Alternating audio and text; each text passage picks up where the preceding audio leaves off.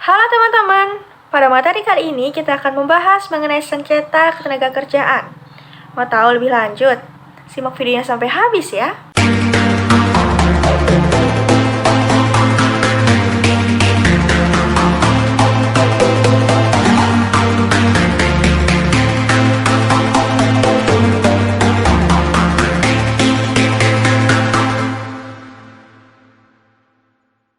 Sengketa ketenagakerjaan dapat kita definisikan sebagai perselisihan atau konflik yang timbul antara pekerja dengan pemberi kerja atau yang biasa kita kenal sebagai perusahaan, yang mana berkaitan dengan hak-hak, kewajiban, atau kondisi kerja yang telah diatur dalam perjanjian kerja, peraturan perusahaan, atau bahkan peraturan perundang-undangan ketenagakerjaan. Di dalam sengketa ketenagakerjaan tentunya melibatkan berbagai isu, seperti pemutusan hubungan kerja atau PHK, upah, jam kerja, perlakuan diskriminatif, dan pelanggaran hak-hak pekerja. Penyelesaian sengketa ketenagakerjaan dinilai memiliki manfaat dan penting bagi seluruh pihak yang terlibat, termasuk pekerja, pihak pengusaha, dan masyarakat secara keseluruhan. Adapun beberapa alasan mengapa penyelesaian sengketa ketenagakerjaan dinilai menjadi penting. Yang pertama, pemeliharaan hubungan industrial yang harmonis. Penyelesaian sengketa ketenagakerjaan dapat membantu memelihara hubungan yang baik antara pekerja dan pihak pengusaha. Dengan menyelesaikan masalah secara adil dan transparan, hal ini dapat mengurangi ketegangan di tempat kerja dan menciptakan lingkungan kerja yang lebih harmonis. Yang kedua, perlindungan hak-hak pekerja atau buruh. Penyelesaian sengketa ketenagakerjaan menjadi sarana bagi pekerja atau buruh untuk memperjuangkan hak-hak mereka. Jika ada pelanggaran hak-hak ketenagakerjaan, penyelesaian sengketa dapat memberikan keadilan dan perlindungan bagi pekerja atau buruh. Yang ketiga, penghindaran konflik yang merugikan. Jika sengketa ketenagakerjaan tidak dapat diselesaikan dengan baik, hal ini dapat berujung pada konflik yang besar seperti mogok atau pemutusan hubungan kerja secara massal. Konflik semacam ini tentunya dapat merugikan semua pihak dan dapat berdampak negatif pada produktivitas dan stabilitas perusahaan. Yang keempat, meningkatkan efisiensi organisasi. Penyelesaian sengketa ketenagakerjaan yang cepat dan tepat dapat menghindari gangguan dalam operasional perusahaan. Dengan menyelesaikan masalah secepat mungkin, perusahaan dapat fokus pada kegiatan inti bisnisnya tanpa harus terganggu oleh masalah sengketa yang berlarut-larut. Yang kelima, menghindari biaya tambahan. Jika sengketa ketenagakerjaan berakhir dalam proses hukum yang panjang, tentunya biaya yang harus ditanggung oleh semua pihak dapat menjadi lebih besar. Penyelesaian dengan melalui mekanisme mediasi atau arbitrase dapat lebih ekonomis dibandingkan proses hukum yang kompleks. Yang keenam, meningkatkan citra perusahaan. Penyelesaian sengketa ketenagakerjaan secara adil dan transparan dapat meningkatkan citra perusahaan di mata karyawan, pelanggan, dan bahkan masyarakat luas. Perusahaan yang memiliki reputasi baik dalam menangani sengketa ketenagakerjaan akan lebih diminati oleh tenaga kerja berkualitas dan dapat memperoleh kepercayaan dari pelanggan dan mitra bisnis. Di dalam sengketa ketenagakerjaan, tentunya terdapat kebijakan dan regulasi yang mengaturnya. Dalam hal ini, terdapat kebijakan dan regulasi yang umumnya ditemukan. Yang pertama, yakni Undang-Undang Ketenagakerjaan. Setiap negara biasanya memiliki undang-undang ketenagakerjaan yang mengatur hak, kewajiban, dan perlindungan pekerja, serta aturan penyelesaian sengketa ketenagakerjaan. Undang-undang ini berfungsi sebagai kerangka hukum yang mendasari segala hal yang berkaitan dengan ketenagakerjaan. Yang kedua, pengadilan ketenagakerjaan. Beberapa negara memiliki pengadilan khusus yang menangani sengketa ketenagakerjaan. Pengadilan ini biasanya memiliki yurisdiksi khusus untuk menangani perkara-perkara yang berkaitan dengan ketenagakerjaan seperti PHK atau gugatan hak-hak pekerja. Yang ketiga, perjanjian kerja bersama atau PKB. PKB adalah kesepakatan antara perwakilan pekerja dan pihak pengusaha tentang hak, kewajiban, dan kondisi kerja. Dalam PKB, biasanya diatur juga mengenai prosedur penyelesaian sengketa ketenagakerjaan secara internal. Yang keempat, Badan Penyelesaian Sengketa Ketenagakerjaan. Beberapa negara memiliki badan khusus yang bertugas untuk menangani penyelesaian sengketa ketenagakerjaan di tingkat nasional atau regional. Badan ini dapat berfungsi sebagai mediator atau menyediakan layanan arbitrase untuk menyelesaikan sengketa tersebut. Pencegahan sengketa ketenagakerjaan merupakan upaya untuk mencegah konflik atau perselisihan antara pekerja dengan majikan di tempat kerja. Langkah-langkah pencegahan ini tentunya bertujuan untuk menciptakan lingkungan kerja yang harmonis, mengurangi potensi konflik, dan meningkatkan hubungan kerja yang baik antara pekerja. Pencegahan sengketa ketenagakerjaan bagi difabel adalah langkah-langkah proaktif yang dapat diambil oleh perusahaan untuk mencegah lingkungan yang inklusif dan adil bagi seluruh karyawan, termasuk difabel. Adapun beberapa langkah pencegahan yang dapat diambil, pertama yakni menetapkan kebijakan dan prosedur yang inklusif. Kita di sini bisa menetapkan kebijakan dan prosedur yang inklusif dan menghargai hak-hak serta kebutuhan para difabel di tempat kerja. Kita juga harus memastikan bahwa kebijakan ini sesuai dengan undang-undang yang berlaku tentang perlindungan hak-hak difabel. Yang kedua, pelatihan dan kesadaran. Kita memberikan pelatihan tentang kesadaran difabel bagi seluruh staf, termasuk manajer dan rekan kerja. Pelatihan ini tentunya dapat membantu meningkatkan pemahaman tentang isu-isu yang dihadapi oleh para difabel dan cara terbaik untuk berinteraksi dan berkomunikasi dengan mereka. Yang ketiga, akomodasi kerja. Kita harus mempersiapkan kebijakan untuk memberikan akomodasi kerja bagi karyawan difabel dengan sesuai kebutuhan mereka. Kita juga harus memastikan bahwa proses permohonan akomodasi mudah diakses dan transparan. Yang keempat, komunikasi terbuka. Kita harus memfasilitasi komunikasi terbuka antara manajemen dan karyawan difabel. Kita harus mendorong para difabel untuk berbicara tentang kebutuhan dan masalah mereka tanpa takut represi. Yang kelima, penghargaan dan pengakuan. Kita harus mengapresiasi dan mengakui kontribusi para karyawan difabel. Hal ini termasuk memberikan penghargaan atas prestasi mereka dan mengakui kontribusi mereka dalam lingkungan kerja. Yang keenam, pengawasan dan evaluasi.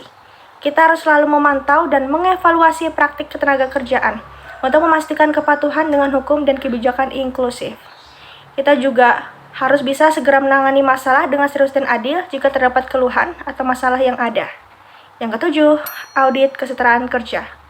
Kita harus melakukan audit untuk memastikan bahwa kesetaraan dan inklusi di tempat kerja benar-benar terlaksana.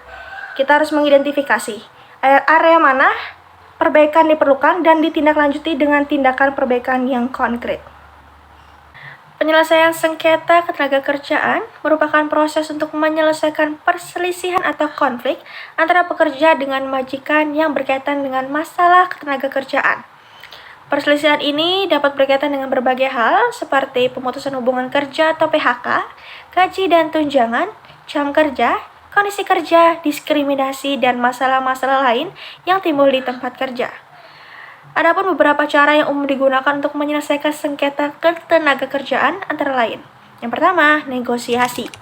Negosiasi adalah proses komunikasi langsung antara pekerja dan majikan atau perwakilan untuk mencari solusi bersama atas perselisihan. Yang mana dalam hal ini ada beberapa langkah. Kita harus mempersiapkan diri dengan baik. Yang mana kita harus mempelajari undang-undang ketenagakerjaan yang berkaitan dengan hak-hak difabel di negara atau wilayah kita berada. Kita juga harus mengumpulkan bukti dan data yang kuat yang mendukung klaim atau sengketa yang kita ajukan. Yang kedua, menentukan tujuan. Kita harus menentukan dengan jelas apa yang ingin kita capai dalam penyelesaian sengketa. Misal, kita ingin mencari kompensasi atau akomodasi untuk kebutuhan difabel atau bahkan perubahan kebijakan perusahaan terkait inklusi kerja. Yang ketiga, memilih mediator yang tepat. Kita harus memilih mediator yang memiliki pengalaman dalam menangani sengketa ketenaga kerjaan bagi difabel atau yang memiliki pengetahuan yang mendalam berkenaan dengan isu-isu yang berkaitan. Yang keempat, mengajukan sengketa secara tertulis. Kita di sini harus menjelaskan secara jelas masalah yang ingin kita selesaikan dan tujuan dalam negosiasi ini seperti apa. Yang kelima, bekerja sama dengan organisasi atau lembaga yang mendukung difabel. Yang keenam, mempertimbangkan penyelesaian alternatif. Misal dalam negosiasi ini tidak berhasil, kita harus mempertimbangkan opsi lain dalam penyelesaian sengketa, seperti mediasi atau arbitrase, untuk membantu mencapai kesepakatan dengan cara yang lebih terstruktur. Yang ketujuh, mempertimbangkan bantuan hukum. Jika dalam negosiasi tidak mencapai hasil yang adil, kita harus mempertimbangkan untuk mencari bantuan hukum dari pengacara atau advokat yang tentunya berpengalaman dalam kasus ketenaga kerjaan dan difabel. Yang kedua, yakni mediasi. Mediasi melibatkan pihak ketiga yang netral, tentunya berfungsi sebagai mediator guna membantu pekerja dan majikan dalam mencapai kesepakatan. Dalam hal ini, ada beberapa langkah yang bisa kita ikuti dalam proses mediasi.